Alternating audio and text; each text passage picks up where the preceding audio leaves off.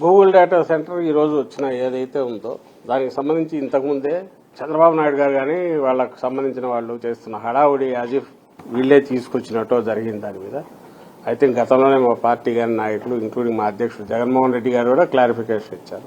ఈ రోజు కాదు, ఆ రోజు అదానీ డేటా సెంటర్ ఏదైతే మొదలైందో అదే ఈ రోజు ఎక్స్పాండెడ్. దీంతో ఇదేంటి ఈ రోజు ఐ థింక్ వాళ్ళు కూడా ఓపెన్ గానే అదానీని తీసుకురావాలి తప్పలుగా.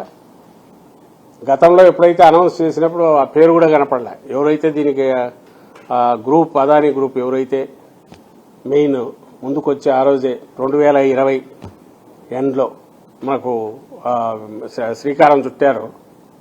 అప్పుడు జగన్మోహన్ రెడ్డి గారి ఇనిషియేటివ్, వాళ్ళు వచ్చి రావడము, జగన్మోహన్ రెడ్డి గారి ఇనిషియేటివ్ తీసుకోవడము. అప్పుడైతే 3,100 మెగావాట్లకు సంబంధించి అప్పుడే అయినది. దానికి సంబంధించి సబ్సీ కేబుల్ కూడా సింగపూర్ నుంచి తీసుకురావడానికి అవసరమైన చొరవ అప్పుడే ఇనిషియేటివ్ తీసుకోవడం, లెటర్స్ రాయడం అప్పుడే జరిగింది.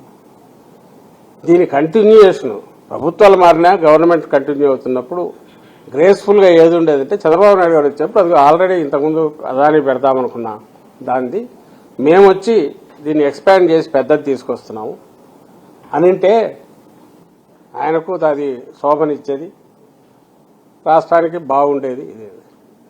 కానీ ఆయనకు ప్రతిదీ తనది కాందంతా తనని చెప్పుకునే అలవాటు ఉంది కాబట్టి చంద్రబాబు నాయుడు గారికి ఆ రోజు అడ్డంగా పోయి అసలు అదానీ పేరు కనపడితే జగన్మోహన్ రెడ్డి గారు గుర్తొస్తారు. ఆ రోజే తీసుకొచ్చింది గుర్తొస్తుందని అసలు ఆ పేరే కనపడకుండా ఎక్కడా చేశాడు. తర్వాత అంతా చేస్తే ఈ గవర్నమెంట్ ఇప్పుడు ప్రస్తుతం ఉన్న ఈ గవర్నమెంట్ ఇష్యూ చేసే జీవోలేనే దాని మెన్షన్ వచ్చేసరికి తప్పించుకోలేకపోయారు.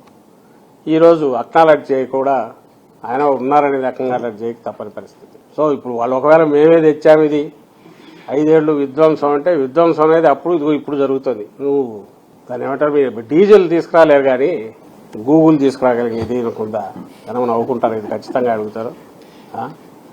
డీజిల్ తీసుకురాలేడు గూగుల్ ఏం చేస్తాడు?